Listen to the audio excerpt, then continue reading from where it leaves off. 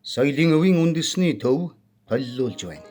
Сүхбаатар аймгийн Онгон сумын төвөөс өмнө зүгтээ 40 гаруй километрийн зайд Шивэд хэмээх Намхавтар ухаагийн зүүн урд ангирт 13-аас 14 дугаар зууны үеийн ур хийд сайтай 3 хүн чулууд оршин байна.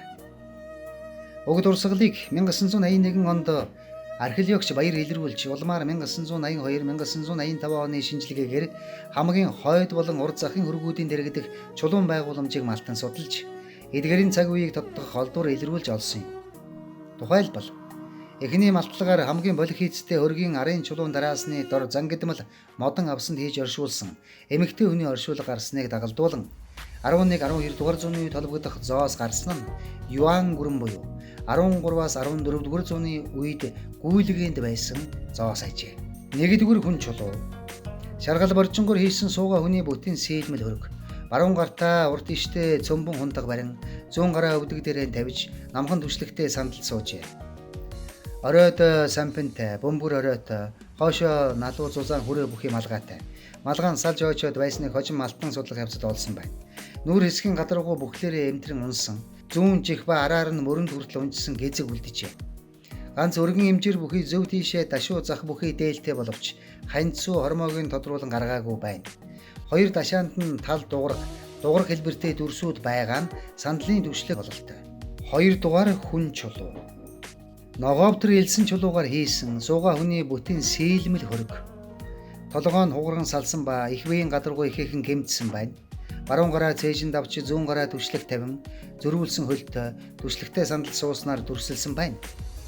Бөмбөр оройтой сампантай, зузаан хүрээтэй, хойноо богино залаа бүхий дүгрэг малгай өмсчээ.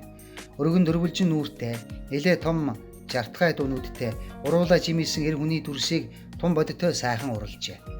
Малгайн хүрээнээс хоёр шанаа дагаж бөөрөнхий ба гонцгой сувс зүйлд бүхий сагалдраг ариун доогуур унжижээ. Угалзыг нь тодорхой гаргасан нэлээд том чихтэй бөгөөд чихний араар мушгид зангидсан хоёр гэзэг унжуулсан ба шилний үсийг захлан хуссан нь сайн мэдэгдэнэ. Нарийн ханцуутай урт дээлтэй бөгөөд анхандаа дээл нь нэлэнхүйдээ хээ угалзтай байсан нь бүтэн үлдсэн зарим хэсэгт харагдана. Тухайлбал хөшөөний цээжин бие луугийн дүрс хээтэй байжээ. 6 дэлбээ цэцгэн хэлбэрт хоригтой, тал саран болон цэцгэн товруутай бүсэлж, баруун ташаанд мөлгөр болонтай, зүүн ташаанд дөрвөлжин хэлбэртэй хавдаг зүүснэ нь маш бодиттой сайхнаар товойлгон уралсан эдлэл юм а. Эдгээр хавдахыг үзүүртэй тег бүхий нарийн цувмал оосроор бүсэнд тогтоосон бололтой. 3 дугаар хүн чулуу. Шаргал элсэн чулуугаар хийсэн сууга хүний бүтэн сээлмэл дүрс. Толгоон саланга бөгөөд хэвээрээ нийлнэ. Баруун гараар урт иштэй цөмбөн хундаг цээжний өмнө барьж, эрх барьсан зүүн гараа өвдөг дээрээ тавин түвшлэгтэй сандал суужээ.